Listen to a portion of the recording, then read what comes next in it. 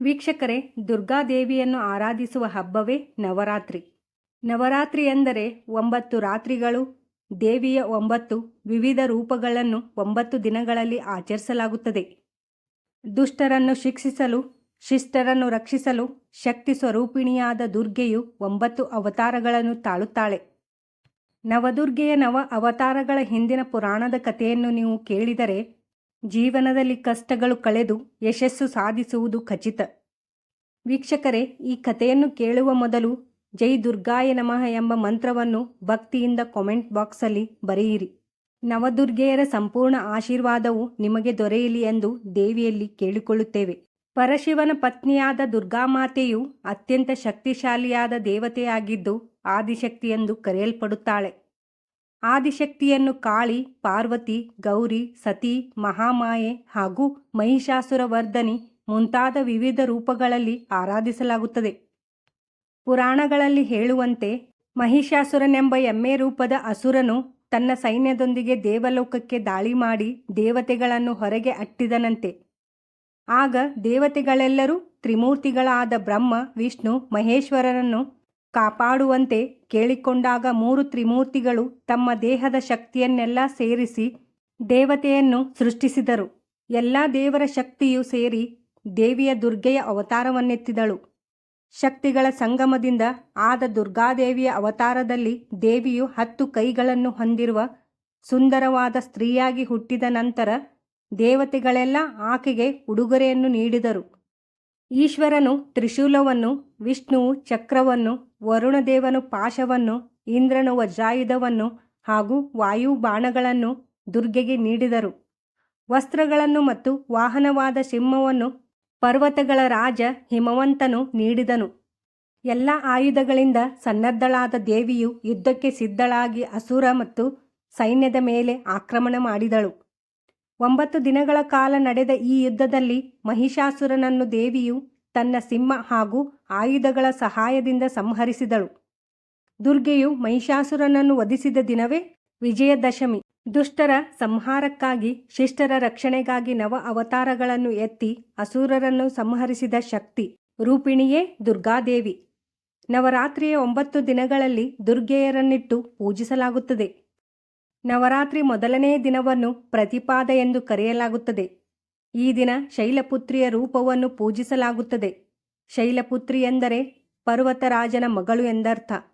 ಈಶ್ವರನ ಪತ್ನಿಯಾಗಿಯೂ ಶೈಲಪುತ್ರಿಯನ್ನು ಆರಾಧಿಸಲಾಗುತ್ತದೆ.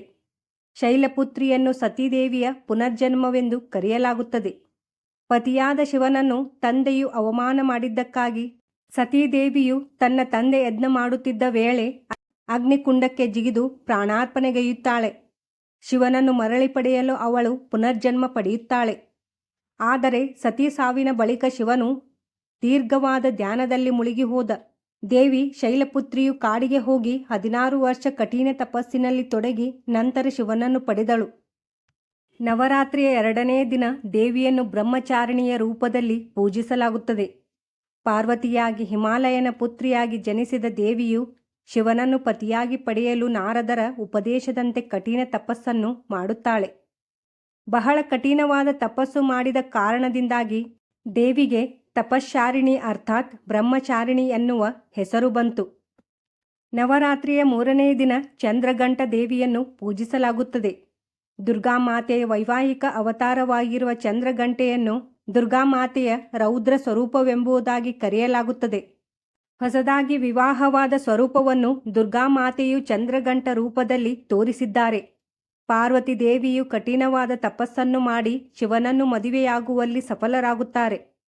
ವಿವಾಹ ಸಂದರ್ಭದಲ್ಲಿ ಕೈಲಾಸದ ಗಣಗಳೊಂದಿಗೆ ಶಿವನು ಪಾರ್ವತಿಯ ಅರಮನೆಯನ್ನು ಪ್ರವೇಶಿಸುತ್ತಾನೆ. ಅತಿ ಭಯಂಕರವಾಗಿ ಕಾಣುತ್ತಿದ್ದ ಶಿವನನ್ನು ನೋಡಿ ಪಾರ್ವತಿ ದೇವಿಯ ತಾಯಿ ಮೂರ್ಛೆ ಹೋಗುತ್ತಾಳೆ. ಆಗ ಪಾರ್ವತಿಯು ಚಂದ್ರಘಂಟ ರೂಪದಲ್ಲಿ ಶಿವನ ಮುಂದೆ ಪ್ರತ್ಯಕ್ಷಳಾಗಿ ಶಿವನು ರಾಜಕುಮಾರನ ರೂಪದಲ್ಲಿ ತಾಳಬೇಕಾಗಿ ವಿನಂತಿಸಿಕೊಳ್ಳುತ್ತಾಳೆ. ಹೀಗೆ ಶಿವನು ಸುಂದರವರನ ರೂಪದಲ್ಲಿ ತಾಳಿದ ನಂತರ ಶಿವಪಾರ್ವತಿಯ ಮದುವೆ ನೆರವೇರುತ್ತದೆ. ನವರಾತ್ರಿಯ 4ನೇ ದಿನ ಅಥವಾ ಚತುರ್ಥಿ ದಿನದಂದು ದೇವಿಯು ಕೂಷ್ಮಾಂಡನೀಯ ಅವತಾರವನ್ನೆತ್ತುತ್ತಾಳೆ. ಕೂಷ್ಮಾಂಡಿ ದೇವಿಯನ್ನು ಈ ಭೂಮಿಯ ಸೃಷ್ಟಿಕರ್ತೆ ಎಂದು ಹೇಳಲಾಗುತ್ತದೆ. 8 ಭುಜಗಳಿರುವ ಕಾರಣ ಅಷ್ಟಭುಜಾದೇವಿ ಎಂದು ಕರೆಯಲಾಗುತ್ತದೆ. ಸೃಷ್ಟಿಯ ಅಸ್ತಿತ್ವವೇ ಇಲ್ಲದಿರುವಾಗ ಎಲ್ಲೆಡೆ ಅಂಧಕಾರವೇ ಹರಡಿತು. ಆಗ ಇದೇ ದೇವಿಯು ತನ್ನ ಈಶತ ಹಾಸ್ಯದಿಂದ ಬ್ರಹ್ಮಾಂಡವನ್ನು ಸೃಷ್ಟಿಸುತ್ತಾಳೆ. ಆದ್ದರಿಂದ ಇವಳೇ ಸೃಷ್ಟಿಯ ಆದಿ ಸ್ವರೂಪ ಶಕ್ತಿಯಾಗಿದ್ದಾಳೆ. ನವರಾತ್ರಿಯ 5ನೇ ದಿನದಂದು ದುರ್ಗೆಯ 5ನೇ ಅವತಾರವಾಗಿರುವ ಸ್ಕಂದಮಾತೆಯನ್ನು ಪೂಜಿಸಲಾಗುತ್ತದೆ. ಸ್ಕಂದಮಾತೆ ಎಂದರೆ ಕಾರ್ತಿಕೇಯ. ಕಾರ್ತಿಕೇಯನ ತಾಯಿಯೇ ಸ್ಕಂದಮಾತೆ. ಕಾರ್ತಿಕೇಯನನ್ನು ತನ್ನ ತೊಡೆಯ ಮೇಲೆ ಕೂರಿಸಿಕೊಂಡು ದೇವಿಯ ರೂಪದಲ್ಲಿ ಈ ದೇವಿಯು ಕಾಣಿಸಿಕೊಳ್ಳುತ್ತಾಳೆ. ನವರಾತ್ರಿಯ 6ನೇ ದಿನ ಕಾತ್ಯಾಯಿನಿ ದೇವಿಯನ್ನು ಆರಾಧಿಸಲಾಗುತ್ತದೆ. ಒಮ್ಮೆ ಕಾತ್ಯಾಯಿನಿ ಎನ್ನುವ ಋಷಿಯು ಪಾರ್ವತಿ ದೇವಿಯಂತಹ ಮಗಳನ್ನು ಪಡೆಯಬೇಕು ಎಂದು ಆಶಿಸಿ ಭಕ್ತಿಯಿಂದ ತಪಸ್ಸನ್ನು ಮಾಡುತ್ತಾನೆ. ಋಷಿಯ ಭಕ್ತಿಗೆ ಮೆಚ್ಚಿದ ದುರ್ಗಾಮಾತೆಯು ಆಶೀರ್ವಾದ ಮಾಡುತ್ತಾಳೆ. ಅಂತೆಯೇ ಮಗಳು ಹುಟ್ಟಿದ ಮೇಲೆ ಕಾತ್ಯಾಯಿನಿ ಎಂದು ಹೆಸರಿಟ್ಟರು. ಕಾತ್ಯಾಯಿನಿಯು ದೊಡ್ಡವಳಾದ ನಂತರ ತನ್ನ 10 ಕೈಗಳಲ್ಲಿ ಆಯುಧಗಳನ್ನು ಹಿಡಿದು ಕೆಟ್ಟ ಕೆಲಸಗಳನ್ನು ಎಸಗುವ ರಾಕ್ಷಸರ ನಾಶ ಮಾಡಲು ಜಗತ್ತನ್ನು ಸುತ್ತಲು ಪ್ರಾರಂಭಿಸಿದಳು. ದುಷ್ಟ ರಾಕ್ಷಸರ ಸಂಹಾರಕ್ಕಾಗಿ ದುರ್ಗಾದೇವಿಯು ಅವತರಿಸಿ ಬಂದಳು ಎಂದು ಹೇಳಲಾಗುತ್ತದೆ.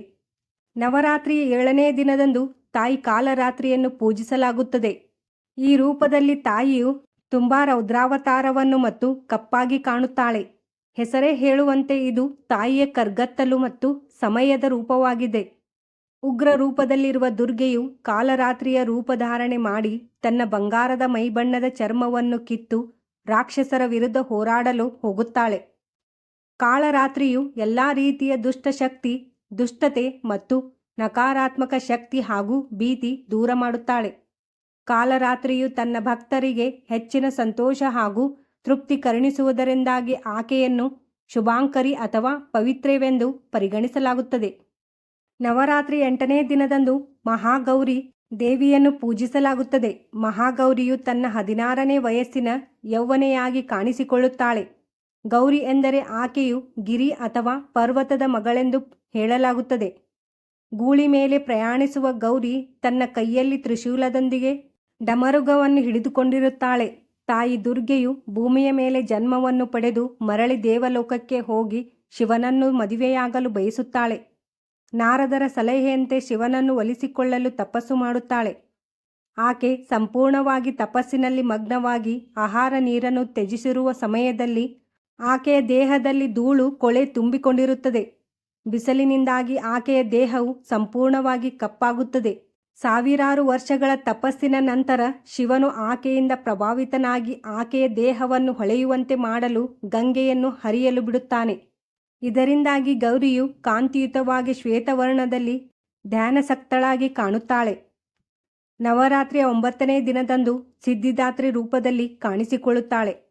ಸಿದ್ಧಿದಾತ್ರಿ ದೇವಿಯು ತ್ರಿಮೂರ್ತಿಗಳಾಗಿರುವ ಬ್ರಹ್ಮ, ವಿಷ್ಣು, ಮಹೇಶ್ವರರಿಗೆ ಆಧ್ಯಾತ್ಮಿಕ ವೈಭವ ಹಾಗೂ ಪರಿಪೂರ್ಣತೆ ನೀಡುತ್ತಾಳೆ. ಅಷ್ಟಮಹಾಸಿದ್ಧಿಯನ್ನು ನಿರ್ಮಿಸಿ ಅದನ್ನು ತ್ರಿಮೂರ್ತಿಗಳಿಗೆ ನೀಡುತ್ತಾಳೆ. ತಾಯಿ ಸಿದ್ಧಿದಾತ್ರಿಯು ಪರಿಪೂರ್ಣತೆ, ಎಲ್ಲ ರೀತಿಯ ಶಕ್ತಿ, ವೈಭವ ಮತ್ತು ಮಹಿಮೆಯ ಮೂಲ. ಹೀಗೆ 9 ದಿನಗಳಲ್ಲಿ ನವದುರ್ಗೆಯರನ್ನು ಸ್ಥಾಪಿಸಿ ಪೂಜಿಸಲಾಗುತ್ತದೆ.